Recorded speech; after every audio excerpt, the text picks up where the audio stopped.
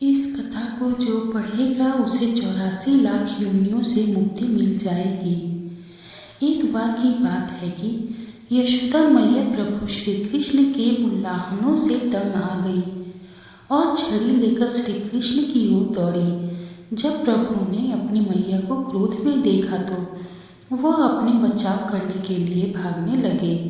भागते भागते श्री कृष्ण एक कुम्हार के पास पहुँचे।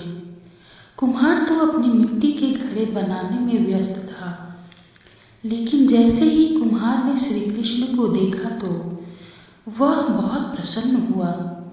कुम्हार जानता था कि श्री कृष्ण साक्षात परमेश्वर हैं। तब प्रभु ने कुम्हार से कहा कि कुम्हार जी, आज मेरी मैया मुझ पर बहुत क्रोधित है। मैया छड़ी लेकर मेरे पीछे आ रही हैं। भैया, मुझे कहीं छुपा लो। तब कुम्हार ने श्री कृष्ण को एक बड़े से मटके के नीचे छुपा लिया। कुछ ही क्षणों में मैया यशोदा भी वहां आ गई और कुम्हार से पूछने लगी, क्यों रे कुम्हार, तुमने मेरे कन्हैया को कहीं देखा है क्या? कुम्हार ने कह दिया, नहीं मैया, मैंने कन्हैया को नहीं देखा। श्री कृष्ण ये सब बातें बड़े से घड़े के नीचे छुपकर सुन रहे थे। मैया तो वहां से चली गई। अब प्रभु श्री कृष्ण कुम्हार से कहते हैं, कुम्हार जी, यदि मैया चली गई हो तो मुझे इस घड़े से बाहर निकालो। कुम्हार बोला, ऐसे नहीं प्रभु जी, पहले मुझे 84 लाख योनियों के बंधन से मुक्त करने का वचन दो।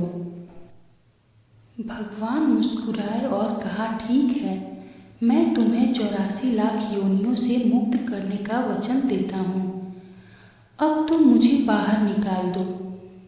कुम्हार कहने लगा, मुझे अकेले नहीं, प्रभु जी, मेरे परिवार के सभी लोगों को भी 84 लाख योनियों के बंधन से मुक्त करने का वचन दोगे तो मैं आपको इस घड़े से बाहर निकालूंगा। प्रभु जी कहते हैं, चलो ठीक है, उनको भी 84 लाख योनियों के बंधन से मुक्त होने का मैं वचन देता हूँ। अब तो मुझे घड़े से बाहर निकाल दो।